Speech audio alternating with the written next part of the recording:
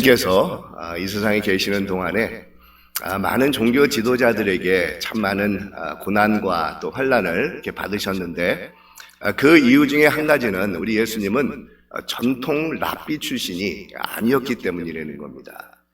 우리 예수님은 정규 랍비 스쿨을 졸업하신 것도 아니고, 그렇다고 명문 있는 좋은 집안 출신도 아닌 변방 중에 변방이라고 할 수 있는 이 갈릴리 출신이셨던 분이 우리 예수님이셨습니다. 그렇기 때문에 우리 예수님은 늘 무시를 당하고 시험대에 올라져서 공격을 이렇게 받으신 적이 한두 번이 아니었다는 겁니다. 여러분, 오늘 말씀을 이렇게 보아도, 오늘 말씀의 발단도 이 어떤 율법 교사가 예수님을 시험하기 위해서 이 질문을 이렇게 던지면서 시작한 것을 볼 수가 있는데, 이 율법 교사는 정규 랍비 스쿨 출신입니다. 그러니까 유대교에서 인정받은 그런 선생이라고 불리워지는 율법에 아주 능통한 사람입니다. 그런데 이런 율법 교사가 예수님을 시험하고자 이렇게 질문을 합니다. 선생님, 내가 무엇을 하여야 영생을 얻을 수가 있습니까? 이런 질문을 던지는 겁니다. 그러자 우리 주님께서 다시 율법 교사에게 이 질문을 이렇게 돌려서 던지시는데, 랍비님, 당신은 율법에 아주 능통한 그런 분이시니까 잘 알고 계실 텐데 율법에는 뭐라고 쓰여져 있습니까? 이렇게 질문을 던지십니다. 그러자 율법 교사가 아주 자신이 있다는 듯이 하나님의 말씀을 줄줄 외우면서 우리 예수님께 이 대답을 해주고 있습니다. 마음을 다하고 목숨을 다하고 힘을 다하고 뜻을 다하여서 주 너의 하나님을 사랑하고 또한 네 이웃을 내 몸처럼 사랑하다 하였나이다. 이렇게 대답을 하는 겁니다. 이 말을 들은 예수님께서는 이 감동을 받으셨는지 참 잘하셨습니다 이렇게 칭찬을 하고는 이제는 그대로 가서 그렇게 행하십시오. 그러면 사실 것입니다. 그러면 영생을 누리실 것입니다 라는 그런 대답을 해주는 겁니다. 그러자 율법 교사는 순수히 물러가지 않고 이 주님께 다시 질문을 던집니다. 그러면 내 이웃이 누구입니까? 누가 내가 섬겨야 되는 이웃이 되겠습니까? 라는 질문을 던지는 겁니다. 그러니까 하나님을 사랑하라고 했었을 때 사랑의 대상인 하나님은 누군지를 잘 알고 있는데, 이웃을 사랑하라고 했었을 때 자신의 섬겨야 되는 대상이 되는 이웃은 누구인지 잘 모르겠다라는 그런 대답을 던져주는 겁니다. 그때 예수님께서는 우리가 너무도 잘 아는 선한 사마리아인의 이 비유의 말씀을 우리에게 전해주고 계십니다. 어느 한 사람이 예루살렘에서 여리고로 내려가다가 아주 악한 강도들을 만나게 됩니다. 근데 이 강도들은 이 사람을 에워싸고 넘어뜨린 후에 옷을 다 벗겨버립니다. 그리고는 아주 잔인하게 이 사람을 때려서 거의 반 죽게 만들어 버리는 겁니다. 이 강도들은 죽어가는 사람을 내동기 쳐놓고는 이 사람이 소유한 모든 것을 다 훔쳐서 그냥 도망가 버립니다. 그때 마침 제사장 한 사람이 예루살렘에서 자기 직무를 마치고 여리고로 내려가고 있었습니다. 여러분, 당시에 여리고는 예루살렘 인근에 위치한 상류층들이 살고 있었던 아주 좋은 그런 서버브였습니다. 이 주거지였었습니다. 근데 이 제사장도 어느 때와 마찬가지로 예루살렘에서, 성전이 있는 예루살렘에서 일을 마치고 아마 자신의 집이 있는 여리고로 이 퇴근을 하고 있었던 것 같습니다. 그 와중에 강도를 만난 사람을 본 것입니다. 근데 이 제사장은 일부러 다른 길로 피해서 그냥 지나쳐버리는 겁니다. 그리고는 조금 후에 한 레위인도 그것을 지나가게 됩니다. 이 레위인도 예루살렘 성전에서 하나님을 섬기는 자로서 이 땅바닥에 누워 신음하고 있는 사람을 보고도 모른 척하면서 지나가 버리는 겁니다. 강도 만난 사람은 거의 죽을 그런 형편에 놓여져 있게 됩니다. 그냥 그대로 두면 죽고 말 것입니다. 그런데 마침 한 사마리아 사람이 지나갑니다. 여러분, 유대인들에게 사마리아 사람이라고 하면은 아주 수치와 경멸의 이 대상이었습니다. 그래서 사마리아인들은 절대로 유대교 개종자로도 받아주지 않았다고 합니다. 그러니까 사마리아 사람들하고는 서로 교제도 안 할 뿐만 아니라 절대로 음식을 나누어 먹는 그런 법도 없었습니다. 왜냐하면 유대인들은 이 사마리아 사람들을 극도로 혐오하고 있었기 때문입니다. 또한 어떤 어려움이 와도 사마리아인들의 도움을 받기보다는 차라리 고통을 당하면서 죽는 것이 낫다라고 생각하면서 살 정도로 우리 유대인들에게 있어서는 눈도 마주쳐서는 안 되는 사람들이 바로 사마리아 사람들이었습니다. 그처럼 유대인들로부터 천대를 받고 멸시를 받으면서 살아왔던 이 사마리아인이 그리로 지나가다가 이 강도 만난 사람을 보게 된 것입니다. 거의 죽어가고 있는 이 사람이 유대인이냐 사마리아인이냐 어떤 민족이냐 이런 것을 따를 겨를이 없습니다. 사마리아 사람은 강도 만나서 죽어가는 사람을 보고 성경에 보니까 불쌍히 여기는 마음이 일어난 것입니다. 여러분, 여기서 이 불쌍히 여겼다는 단어가 상당히 이렇게 중요한 단어인데 우리 옛날 고대인들은 인간의 감정이 내장이나 심장이나 아니면 간과 같은 신체 내부에서 내부에 위치를 하고 있다라고 믿고 있었습니다. 아마 우리가 조금 이렇게 신경을 쓰면 위나 내장에 영향을 주어서 이 고대 사람들이 그런 생각을 하지 않았는가 이렇게 생각을 해보게 되는데, 그래서 여러분, 불쌍히 여겼다라는 이 단어는 우리 안에 있는 내장들이 다 움직였다라는 의미입니다. 심장이며 폐며 간들이 다 아파했다는 겁니다.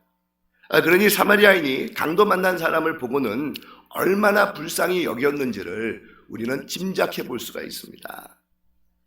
이 단어는 사실은 오늘 본문뿐만 아니라 복음서 전체에 아주 의미 있는 그런 단어로 곧잘 사용되고 있는 것을 우리가 볼 수가 있는데, 거의 이 단어가 사용될 때는 우리 예수님이 우리 인간들을 바라볼 때 느꼈던 그 감정을 표현하는데 이 단어가 사용이 되고 있습니다. 사마리아인은 바로 내장까지 움직이는 이 불쌍한 마음을 가지고 강도 만난 사람을 대하는 것입니다. 그 마음을 가지고 나귀에서 내려서 신음하며 아파하는 사람에게 다가갑니다. 그리고 가지고 있었던 기름과 포도주를 그 상처에 붓고 싸매주지 않습니까? 이 당시의 기름은 이 안정제로 사용이 되었고, 이 포도주는 알코올 성분이기에 이 방부제로 사용이 되었다고 합니다. 그런데 그것이 다가 아니었다는 겁니다. 기름과 포도주로 응급치료를 한 후에 그 사람을 자기의 나귀에 태우고는 자신은 걸어서 주막이 있는 곳으로 그 사람을 데리고 갑니다. 그리고 다음날 주막을 떠나면서 데나리온 둘을 주막 주인에게 맡기고는 환자를 잘 돌봐달라 신신당부를 합니다. 그러면서 만약 돈이 더 들면 자신이 다시 돌아와서 그 비용을 꼭 갚겠다라는 약속을 하고는 떠나간다는 겁니다. 이 한 데나리온이 당시 장년이 하루에 벌 수 있는 이 품삯이라고 하는데, 여러분, 두 데나리온이라고 하면은 요즘 돈으로 한 600불에서 700불 정도가 되지 않을까 이렇게 생각을 해보게 됩니다. 근데 아무리 잘 사는 사람이라 할지라도 한 번도 보지 못했던 사람을 누가 600불, 700불을 선뜻 내어줄 수 있는 사람이 어디 있겠습니까? 이런 것을 보면 우리는 사마리아인의 불쌍히 여기는 마음이 얼마나 컸다라는 것을 우리가 짐작을 해볼 수가 있다는 겁니다. 자, 이런 사마리아인의 비유를 들려주신 후에 우리 예수님께서는 이 율법 교사에게 다시 질문을 던지십니다. 여러분, 이 율법 기사는 좀 전에 내 이웃이 누굽니까? 내가 섬겨야 되는 대상인 이웃이 누구입니까? 라고 예수님께 물었습니다. 하지만 우리 예수님께서는 각도를 바꾸셔서 이 사람에게 다시 질문하는 겁니다.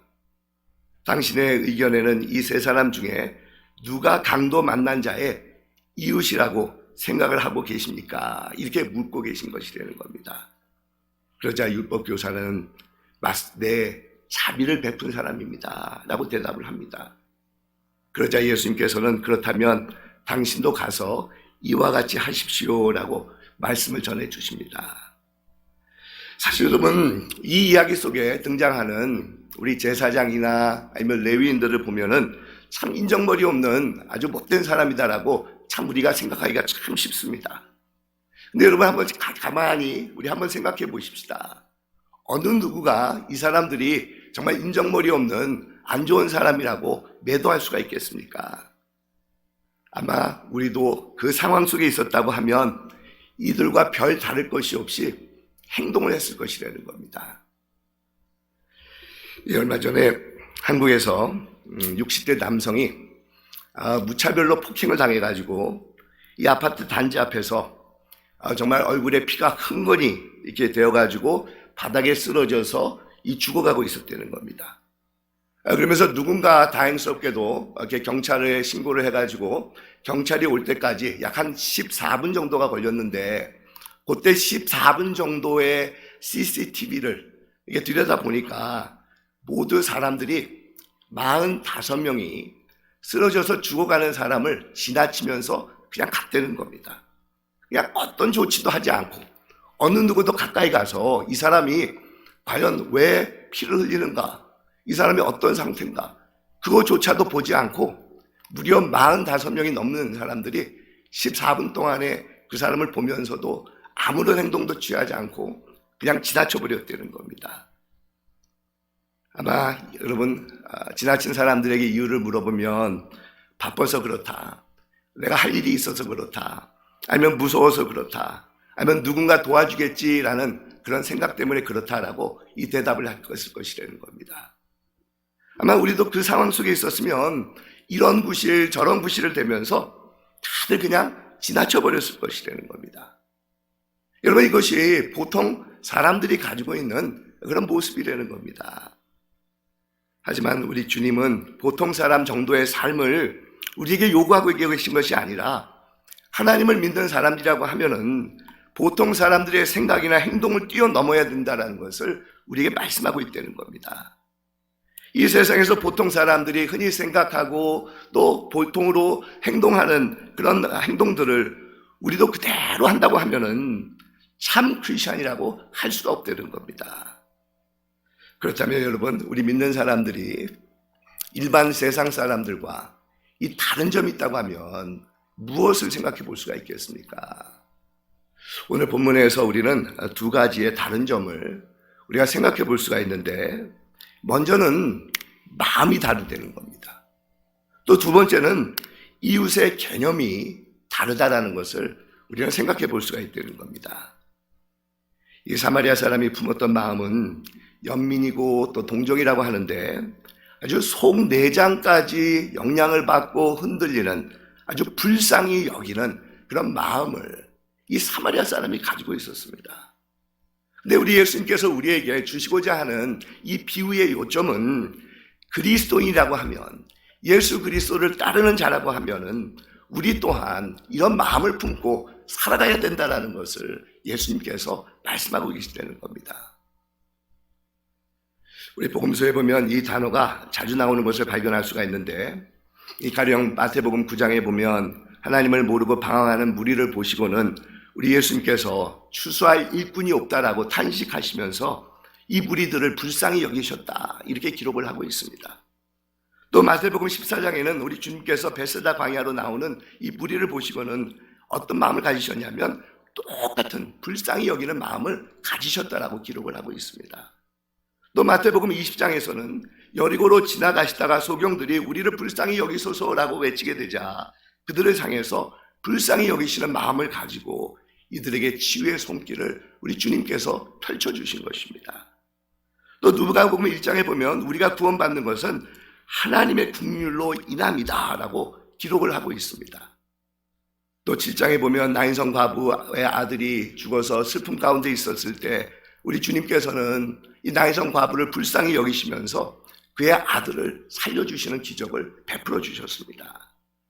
여러분, 예수님께서 가지셨던 이 불쌍한 마음은 영혼을 사랑하는 마음입니다. 긍휼히 여기는 마음이 되는 겁니다. 이 마음이 있었기 때문에 이 기적이 일어난 것입니다. 이 마음이 또한 우리에게 있었을 때 주님의 역사가 일어난다는 겁니다. 전도가 가능하다는 겁니다. 교회에서 봉사를 해도 그 봉사가 참된 봉사가 된다는 겁니다. 또한 이웃을 도울 수 있는 마음이 바로 여기서부터 솟아오르게끔 되어 있다는 겁니다. 여러분, 이 마음이 있어야지만 우리는 예수님처럼 살아가는 이 자들이 될 수가 있습니다. 왜 그러겠습니까? 우리 예수님께서 가지고 계셨던 마음이 바로 불쌍히 여기는 마음이었기 때문이라는 겁니다. 여러분, 예수님 마음 제일 깊은 곳에 흐르고 있는 이 마음이 바로 불쌍한 마음입니다. 우리 예수님께서 이 불쌍한 마음을 가지고 계셨기 때문에 이 세상에 오셔서 하나님의 일을 감당하신 것입니다. 병자들을 치유하시고 가난한 자들을 도와주셨고 또 죄인들의 친구가 되어주셨습니다. 그리고 또한 이런 불쌍한 마음을 가지고 계셨기 때문에 이 결국은 십자가를 지신 분이 바로 우리 예수님이십니다. 여러분, 우리에게도 이런 마음이 있어야지 우리가 예수님처럼 이 세상을 살아갈 수가 있다는 겁니다. 이 마음을 가지고 있어야지만 우리 예수 그리스도의 영이 되시는 성령께서 우리 안에 거주하시면서 역사를 일으켜 주실 수가 있는 것입니다. 이 마음을 품고 있는 자들에게 능력을 베풀어 주셔서 세상에서 하나님의 일을 감당하는 능력과 지혜를 공급해 주시는 것입니다. 여러분, 이런 국률의 마음이 우리 안에 사라진다고 하면은 우리는 그리스도인으로서의 이 정체성을 잃어버리는 자가 됩니다. 세상 사람들과 정말 다른 것이 있다고 하면 우리 안에 이런 국률의 마음이 있다라는 점이라는 겁니다. 그런데 오늘 본문에서 예수님께서는 내 이웃이 누구입니까? 라는 그런 질문을 받으시지만 이 사마리아인의 이야기를 들려주시고는 그 질문을 돌려서 이 세 사람 중에 누가 강도 만난 자의 이웃이 되겠느냐 이렇게 질문을 던지시는 겁니다.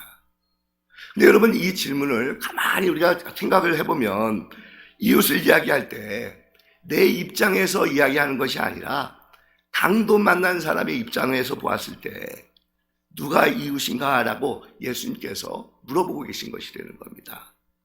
그러니까 아마 제사장이나 아니면 레위인이나 아니면 모든 종교인들에게 물어보면 다들 자기도 사랑이 있고 또 선한 이웃이라고 자신 있게 대답을 할 것입니다. 하나님의 말씀에 의해서 살아가고 있는 그런 자다라는 것을 아주 떳떳하게 아마 외쳐대고 있을 것이라는 겁니다. 그런데 정말 이웃이 누구냐라고 했었을 때 어려움을 당한 사람 입장에서 볼 때 누가 이웃인가가 이 중요한 것이라는 겁니다. 어떤 사람은 자기가 좋아하고 친한 사람에게만 불쌍히 여기는 그런 마음을 사용하는 것을 볼 수가 있습니다. 그러나 자신과 별로 상관이 없는 사람에게는 전혀 관심조차 보이지 않는 것이 바로 우리들의 모습이라는 겁니다. 여러분, 이런 분들은 우리 주님께서 말씀하시는 그런 이웃이 아니라는 겁니다. 나와 별로 상관이 없는 사람이 느낄 때, 정말 어려움을 당한 사람이 내 마음속에 감사함을 느낄 때 나를 이웃으로 생각할 수 있어야 그 사람이 하나님께서 바라시는 참된 이웃이 될 수가 있는 것이라는 겁니다. 자신에게 아무런 이익도 주어지지 않고 심지어 자신을 경멸하는 사람에게까지도 뜨거운 연민, 불쌍히 여기는 마음을 가지고 사는 자가 바로 주님께서 찾으시는 진정한 이웃이 되는 것입니다. 여러분, 이 사마리아 사람과 레위인이나 아니면 제사장 같은 종교 지도자과의 차이는 다른 것이 아닙니다. 마음의 차이입니다. 이웃이 누구냐라는 그런 차이가 이들 가운데 있었다는 겁니다. 성경을 아무리 줄줄 외우고 기도도 잘하고 종교 지도자라고 하는 사람들은 도리어 마음이 차가웠고 자신의 이웃이 누군지에 대한 아주 편협한 생각을 가지고 살았습니다. 하지만 버림받고 천대받고 경멸받았던 이 사마리아인은 도리어 아주 뜨거운 마음을 가지고 살았다는 겁니다.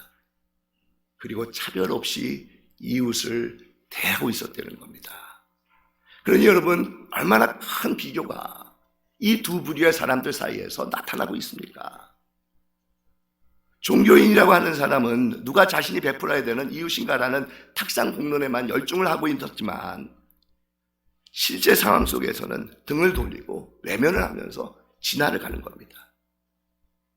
하지만 사마리아인은 자신 안에 긍휼의 마음이 솟구쳐 올라오는 것을 느끼면서 자신의 손발을 다 걷어붙이고 불쌍해서 죽어가는 정말 불쌍한 사람을 아주 성심껏 자신이 가진 것을 다 하여서 도와주고 있었다는 겁니다. 여러분, 이 두 사람 중에서 누가 주님께서 생각하시는 참된 이웃이 되겠습니까? 아주 대답은 자명하지 않습니까? 우리 주님은 절대로 외형적으로 나타나는 종교적인 모습에 의해서 우리의 신앙의 깊이를 따지시는 분이 아니십니다. 우리 주님은 우리의 마음을 보시는 분이시고 이 중심을 보시는 분이십니다. 그냥 말로만 외쳐대는 신앙보다는 실제적으로 정말 행함이 있는 그런 신앙을 귀히 여기시는 분이 바로 우리 주님이 되신다는 겁니다. 여러분, 주님께 가까이 가는 그런 사람은 뭐 기도도 열심히 하는 사람이라고 생각해 볼 수가 있고 성경도 많이 하는 사람이라고 생각해 볼 수가 있겠지만, 누구보다도 가난하고 외롭고 고통당하는 사람들의 친구가 되어주는 사람이 주님께서 기뻐하시는 사람입니다. 왜냐하면 우리 주님께서 이 세상에 계시는 동안에 그런 삶을 사셨기 때문입니다. 하지만 본인이 중심 인물이 된다는 것은 주님으로부터 점점 멀어지는 그런 삶을 살아가고 있는 것입니다. 왜냐하면 자기 자신이 중심이 되어서 이 대접을 받으려 하고 있기 때문이라는 겁니다. 우리 주님은 이 세상에 계시면서 그런 삶을 사셨던 분이 절대로 아니셨습니다. 그래서 여러분, 우리의 신앙의 깊이가 정말 더해지고 연수가 많아지면 많아질수록 우리의 마음은 더욱더 낮고 낮은 곳을 향해야 됩니다. 우리 주님께서는 이 마국 땅까지도 마다하지 아니하고 우리를 찾아서 이 세상에 오시지 않으셨습니까? 이런 주님의 마음을 가지지 않고서는 절대로 우리는 크리스천으로서 주님을 섬기는 자로서 살아갈 수가 없다는 겁니다. 그런데 어떻습니까? 우리는 어떤 모습을 가지면서 이 세상을 살아가고 있습니까? 너무도 높은 데를 추구하는 그런 마음을 가지면서 신앙인임에도 불구하고 주님을 섬기는 자라고 하면서도 불구하고 살아가고 있지 않습니까? 오늘날 교회가 너무도 고급화가 되어가고 너무도 높아지는 것을 추구하는 그런 모습을 가지고 있지는 않습니까? 여러분, 겸손과 섬김의 모범을 보여야 될 우리 크리스천들이 오히려 대접만 받으려고 이 발버둥 치는 모습을 보일 때가 있지 않습니까? 하지만 여러분, 꼭 기억해야 됩니다. 우리 크리스천들이 자꾸 높아지려고 하면 할수록 그것은 교회가 잘못된 방향으로 가고 있다는 이 증거가 된다는 겁니다. 하지만 국률의 마음, 겸손의 마음, 낮아지는 마음으로 정말 우리가 이웃을 품고 주님의 마음을 나눌 때 하나님의 교회는 굳건한 반석 위에 세워진 그런 교회가 될 수가 있는 것입니다. 사랑하는 여러분, 오늘날에도 우리 주님께서는 똑같이 우리에게 물어보고 계십니다. 2000년 전에 하나님의 말씀을 잘 알고 또 자기 나름대로 신앙생활을 잘하고 있다고 자부하는 율법 교사에게 물어보신 것처럼 오늘날에도 우리에게 똑같이 질문하고 계시다는 겁니다. 누가 강도 만난 사람의 이웃이 되겠느냐? 누가 강도 만난 사람의 이웃이 되겠느냐? 이 질문을 오늘날에 우리에게도 똑같이 물어보고 계시다는 겁니다. 여러분, 이것은 사실은 문맥상 다시 우리가 바꿔서 생각해 본다고 하면은 과연 당신은 영생을 누리는 삶을 살고 있습니까? 라는 이 질문이 됩니다. 여러분, 생각하십니까? 맨 먼저 율법 교사가 질문했던 내용이 무엇입니까? 영생에 대한 질문이지 않습니까? 이 영생은 하나님과 관련이 된 것입니다. 우리가 죽어서 천국에 가서 누리는 것이 영생으로 생각을 하는데, 우리 예수님께서는 비단 우리가 죽어서 누리는 것이 영생일 뿐만 아니라 지금 이 세상에서 이웃을 향해서 우리가 어떻게 하는 것에 따라서 영생의 삶이 주어진다는 것을 말씀하고 있다는 겁니다. 이 세상에 이미 영생이 우리에게 주어졌고 이제는 천국을 누리는 삶을 살아야 된다는 겁니다. 그것이 바로 사마리아인의 비유를 통해서 우리에게 전해주고 있는 것입니다. 국민의 마음을 품고 이웃을 섬기는 자가 지금 이 세상에서부터 하나님께서 주시는 영생의 축복을 누리는 자가 될 것이다 라는 것을 말씀하고 있는 것입니다. 사랑하는 여러분, 우리는 단지 천국을 막연하게 죽고 나면 우리가 누리는 그런 삶으로 생각하기가 참 쉽습니다. 맞습니다. 여러분, 우리에게는 영생의 축복이 있습니다. 우리는 영원히 죽지 않고 하나님 나라에서 영생을 살아가는 자들입니다. 하지만 영생의 삶은 지금 여기서부터 우리에게 주어지는 삶인데, 긍휼의 마음을 가지고 이웃들을 대하고 선함을 실천할 때 그것이 바로 우리에게 주어지는 영생의 축복이다라는 것을 말씀하고 있습니다. 사랑하는 여러분, 정말 지금 여기서부터 here and now 하나님께서 주시는 영생의 축복을 누리실 수 있는 여러분들이 되시기를 주님의 이름으로 축원드립니다. 기도드리겠습니다.